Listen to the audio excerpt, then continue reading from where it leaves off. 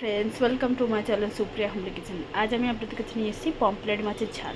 তার জন্য কড়াই বসিয়েছি, তেল দিয়ে দিলাম কড়াইতে। কড়াইটা একটু বেশি গরম হয়ে গেছে।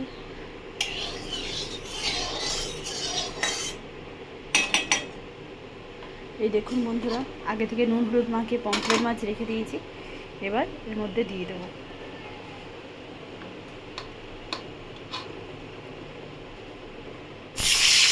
ভেজে নিয়ে ফিরছি বন্ধুরা। তো দেখুন বন্ধুরা, আমি মাছ কটা সব ভেজে নিয়েছি। এবার ওই কড়াইয়ে আমি একটু কালো জিরা দিয়ে দেবো। কালো জিরা দিয়ে দিলাম, কুচি করে রাখা পেঁয়াজ দিয়ে দিলাম।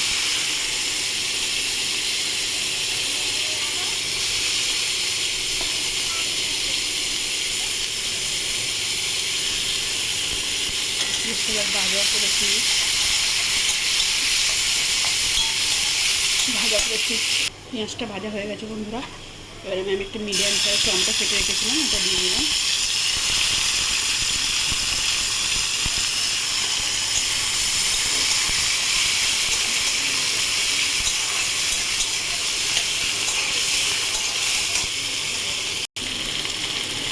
এবার এক একে গুঁড়ো মশলাগুলো দিয়ে দেবো। সামান্য একটু রং হওয়ার জন্য দিলাম লঙ্কা, জিরা গুঁড়ো,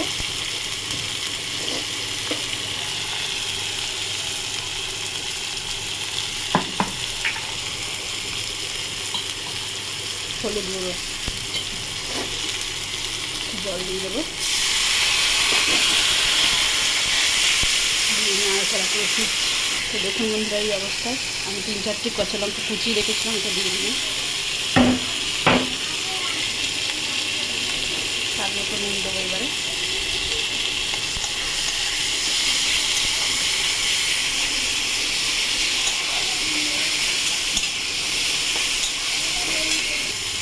এবার স্বাদ মতো চিনি দিলাম।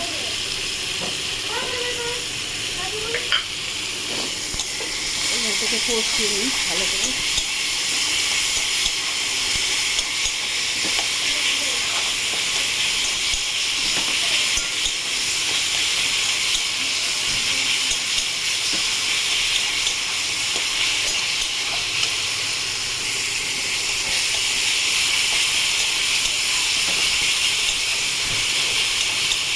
এবার বন্ধুরা আমি জল দিয়ে দিই।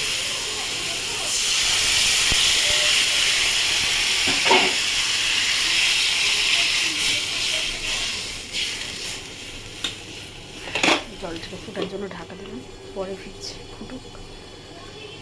দেখুন বন্ধুরা, আমার ঝোলটা ফুটে গেছে।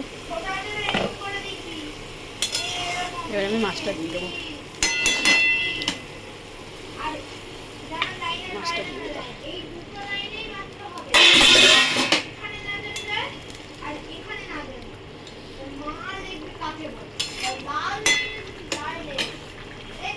আবার ঢাকা দেবো, ঢাকাতে পরে ফিরছি।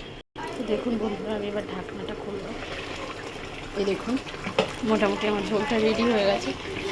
তো আমি এবারে একটু একটু ঝোলটা আর কি করবো।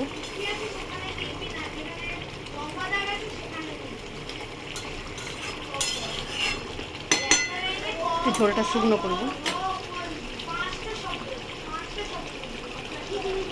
ঢাকনাটা খুলে ঝোলটা শুকনো করে ফিরছি বন্ধুরা। দেখুন বন্ধুরা, মোটামুটি শুকিয়েছে।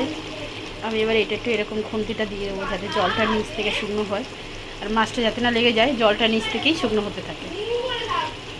এরকম করে দেখবেন বন্ধুরা, জিনিসটা পুড়বে না, লেগে যাবে না, অথচ জলটা শুকনো হয়ে থাকবে। তো বন্ধুরা দেখুন, আমার অনেকটা জল কমে গেছে। তো আমি একটু ঝোলা ঝোলা রাখবো, মাখা মাখা টাইপের। তো দেখুন বন্ধুরা, আমার রান্নাটা কমপ্লিট হয়ে গেছে। তো আপনারা ট্রাই করবেন, ট্রাই করে কমেন্ট সেকশনে কমেন্ট করে আমাকে জানাবেন রান্নাটা কেমন হয়েছে না হয়েছে। আর আমার চ্যানেলটা লাইক অ্যান্ড সাবস্ক্রাইব করে দেবেন। Thank you for watching.